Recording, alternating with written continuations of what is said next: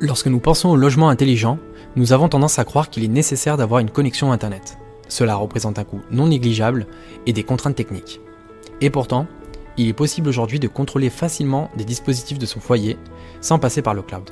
Jean-Olivier est l'invité du jour pour ce nouvel épisode de Smart Home Academy et va nous décrire comment mettre en place ce type de solution.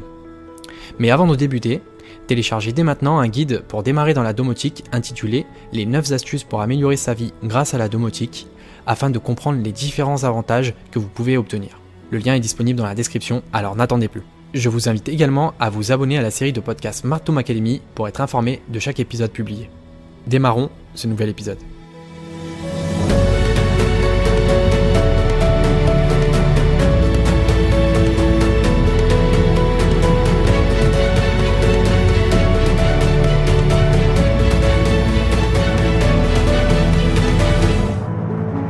Bonjour Jean-Olivier, comment vas-tu ? Bonjour Bruno, très bien, je te remercie. Pour débuter ce nouvel épisode, peux-tu nous décrire qui tu es et quel est ton background ? Jean-Olivier, j'ai 48 ans et je suis passionné de domotique depuis l'enfance. J'ai passé 20 ans dans l'industrie comme responsable de production, achat, mais aussi conception de machines automatisées, de production et de contrôle. J'ai installé différents systèmes domotiques dans les différents appartements que j'ai habités, avant de me lancer comme intégrateur domotique en 2014 en créant Homing Home. D'accord. Aujourd'hui, mes clients sont des particuliers, mais aussi des entreprises industrielles, des commerçants, des professions libérales et des communes. Les projets sont très variés, ils vont du pilotage du radiateur électrique à une chaudière gaz de 400 kW, ou en passant par une pompe à chaleur, des volets roulants qui sont pilotés en fonction de la course du soleil.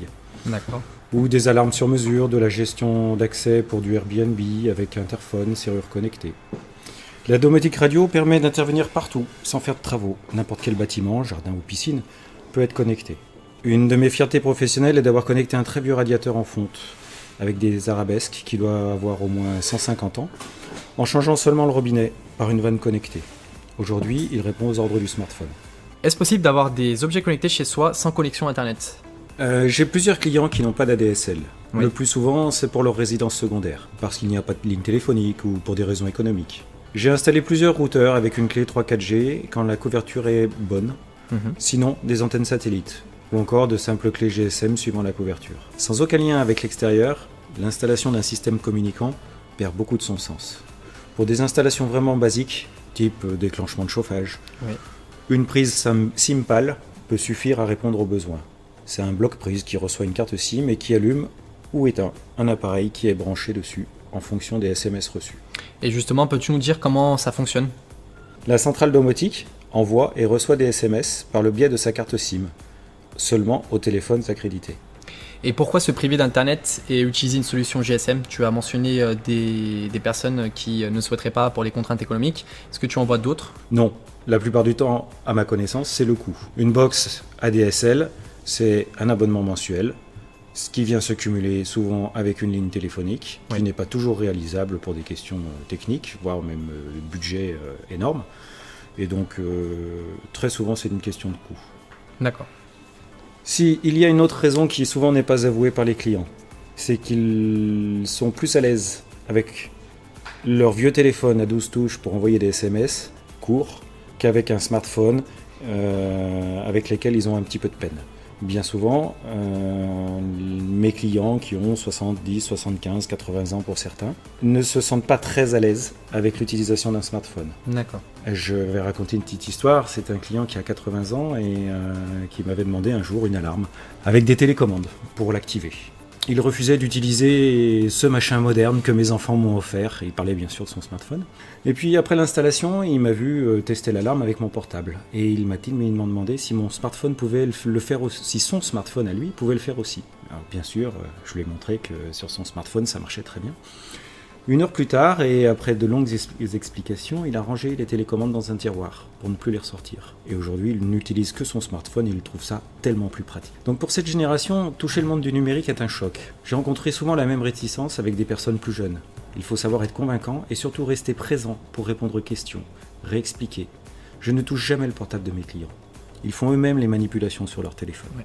Ils apprennent en faisant. Ils découvrent qu'ils sont capables de comprendre et d'utiliser une technologie qui leur échappait jusque-là. Ça demande de la disponibilité, parfois de la patience, Oui, mais j'imagine. c'est un aspect du métier qui me plaît beaucoup.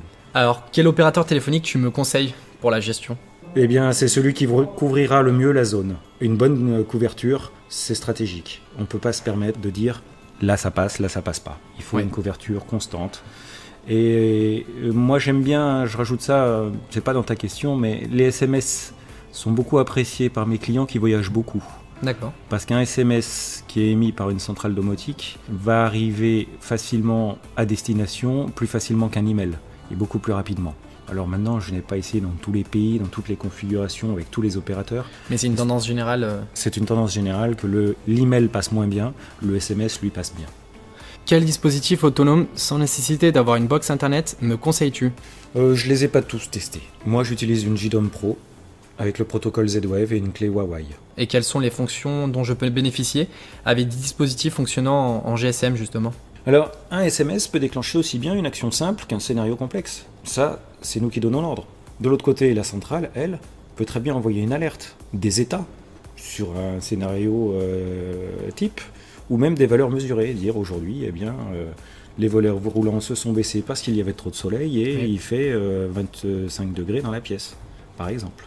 D'accord. Il faut bien entendu oublier la consultation des graphiques sur une semaine par SMS. On ne peut pas voir des photos, des vidéos. Ces données sont réservées aux systèmes domotiques qui sont connectés par une ligne ADSL.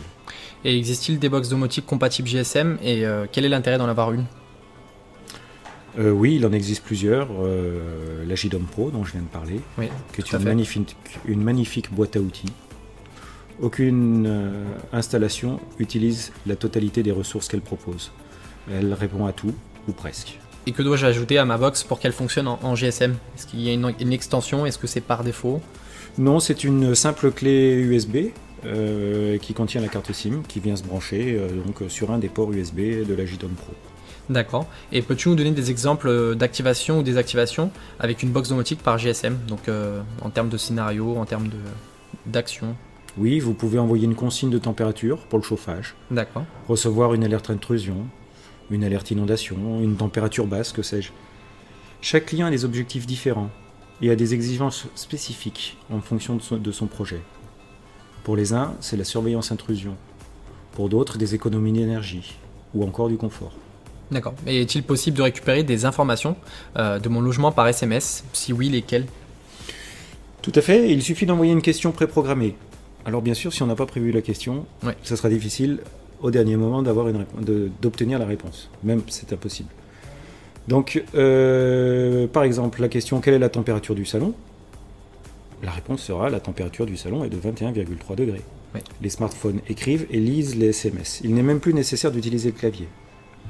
Là-dessus, je vais faire une petite parenthèse. La domotique a connu plusieurs révolutions depuis les câblages électriques avec des flopées d'interrupteurs dans les années 60-80. La maison est passée successivement aux bus de terrain, type KNX, puis à la radio. Les révolutions domotiques ont suivi avec Internet d'abord, et surtout l'arrivée des smartphones, qui ont permis d'avoir sa maison dans sa poche. Maintenant, nous attaquons l'ère de la commande vocale, avec des enceintes connectées. La révolution suivante se profile déjà, avec l'intelligence artificielle, qui anticipe nos besoins avant qu'on les ait exprimés. Les maisons connectées évoluent très vite, il était temps. Si on observe la majorité des logements aujourd'hui par rapport à ceux d'il y a 30 ans, à part un thermostat d'ambiance, des volets, un portail électrique, un interphone, rien n'a vraiment changé. Nos voitures dans la même période se sont bardées d'électronique. Exact. Avoir une clé de voiture avec un bouton pour verrouiller les portières n'a en soi aucun intérêt. Nous sommes tous capables de verrouiller manuellement les portières. Et pourtant, aujourd'hui, personne ne se passerait de ce confort. Tout à fait. Pour la domotique, c'est la même chose. Nous sommes tous capables de fermer les volets ou d'éteindre les radiateurs. Faut-il encore y penser au bon moment ou pouvoir le faire ? À l'heure où je vous parle, mes volets de la façade sud viennent de se baisser automatiquement, car le soleil rentre dans la pièce. Je n'y pensais plus. La maison restera fraîche pendant tout l'été, sans climatiseur bruyant ou énergivore. La domotique permet de concentrer son énergie sur des choses plus importantes de la vie. Et plusieurs utilisateurs peuvent-ils utiliser un logement intelligent sans Internet par SMS ? Oui, le partage, un grand principe. Il est important de préciser que les utilisateurs peuvent avoir des droits différents. D'accord. Dans une location Airbnb, par exemple, le visiteur n'a pas les droits administrateurs. Il a des droits réduits qu'il peut utiliser autant qu'il veut. Et comment savoir si un ordre a bien été exécuté par SMS ? Souvent, je programme 2 réponses. La première pour dire que le SMS a bien été reçu par la centrale. Oui. La deuxième pour signaler que l'ordre a bien été exécuté, avec une valeur mesurée si nécessaire. Et de même, si j'ai envoyé un SMS erroné, aurais-je un retour de ma box? Oui, dans JDOM, la centrale répond que la commande n'a pas été comprise. D'accord. Si demain je veux finalement mettre une connexion internet dans mon logement, cette box que tu m'as mentionnée peut-elle me servir? C'est exactement la même. Il suffira de connecter le port RJ45 de la JDOM Pro au port RJ45 de la box ADSL et d'activer le DNS pour une liaison à distance. Une petite histoire vraie. Un client parisien a équipé sa résidence secondaire à Annecy en JDOM. Sa Livebox se désynchronise souvent, coupant ainsi la liaison à distance avec la JDOM. Orange lui conseille de débrancher puis rebrancher sa Livebox pour qu'elle se resynchronise. Seulement, depuis Paris, c'est un peu difficile. La JDOM est alors injoignable par Internet.